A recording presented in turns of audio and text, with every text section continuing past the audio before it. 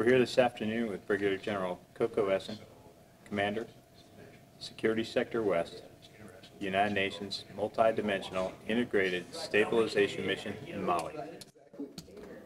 General KOKO ESSIEN, what was the value of your recent participation in Western Accord, and how did PKSOI's Peace and Stability Operations Instruction prepare you for command of your task force in Mali? I think for me, Western Accord has been one of the key, the highlights of my preparation to go into Mali. The key reason being that, two reasons basically. One being that the instructions and mentorship focus directly on the theater of operation. And of course, we had some very great mentors who were able to put things together for us.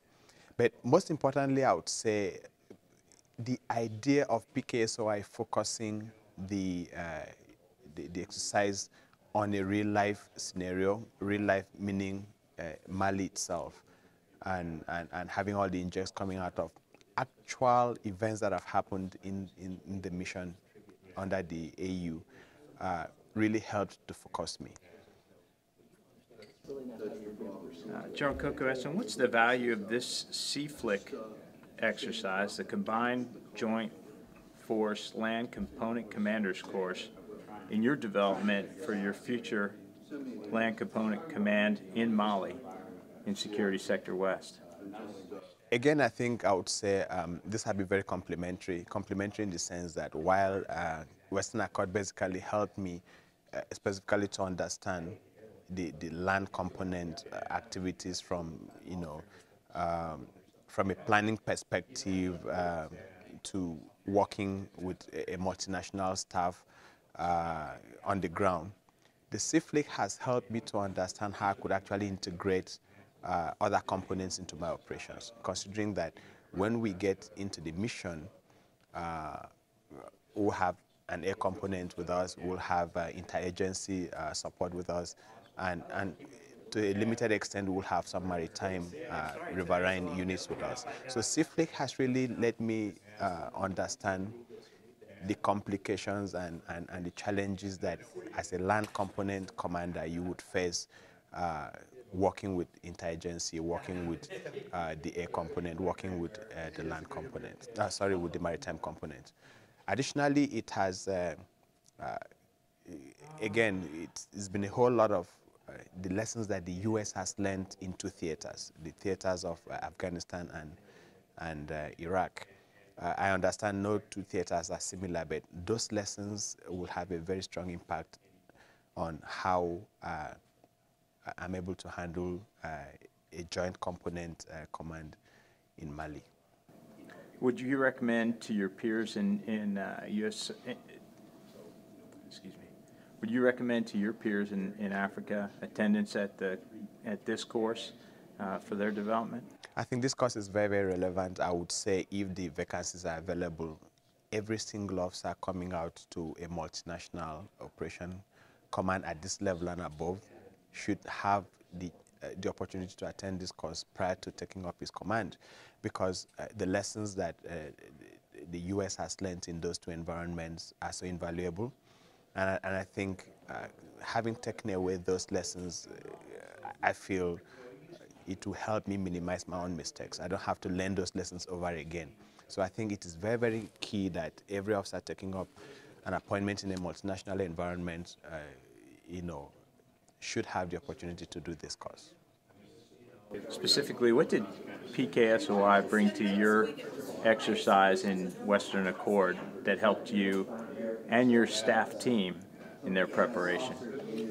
I think one of the key things I would say PKSOI brought to the exercise was the fact that, PKSOI came up with lessons learned over time in various theaters, and they brought those lessons learned to bear on the exercise itself.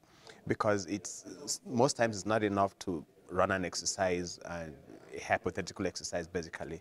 But when you again, like I said earlier, no two environments are the same. But the fact that PKSOI brought in a couple of examples from what the U.S. had done in Iraq, from what the UN has done in Afghanistan. I think it really helped to focus the whole discussion during the exercise. And of course, the whole idea of, the linkages between stabilization operations, peacekeeping operations, and as well as intelligence support, because we had a whole lot of discussions on the activities of the civilian partners as well, in terms of where do we sit on protection of civilians, where do we sit on coordination with NGOs and other partners in the field. I think PKSOI brought a real life lessons learned aspect to the whole exercise. So it made it more real, and it made us to, to be a little bit more focused on learning those lessons and taking forward those lessons into going into our environment, rather than a very hypothetical exercise. And one last question. You used a moniker. You talked about in your intent, preventing. Prevent, protect, and prevail. Can you talk about that a little, please? I think the 3 Ps basically outline a strategy that requires, especially in terms of stabilization operations, in terms of peacekeeping operations, and looking specifically at the mandate that we've been given for Mali. I feel if you deal with these 3 Ps, you've basically reached almost, I would say, your end state. The protect, starting with the prevent, meaning that we're able to prevent the negative elements from having a foothold on our area of operations, prevents them from carrying out atrocities in our area of operations, and prevents them from actually dominating the area, whether in terms of information operations or in terms of kinetic operations. And that leads to the prevent aspect, which indicates that we're able to protect the civilians, because that's the core of it. If you lose the civilian support, the support of the population, you can basically kiss your operations goodbye. So the point is, if we're able to do the protect aspect, protect our MSRs, protect the civilians, protect airports of debarkation, and any other thing that will help us to achieve our mandate, you would have done most of the jobs. And then it comes to the prevail.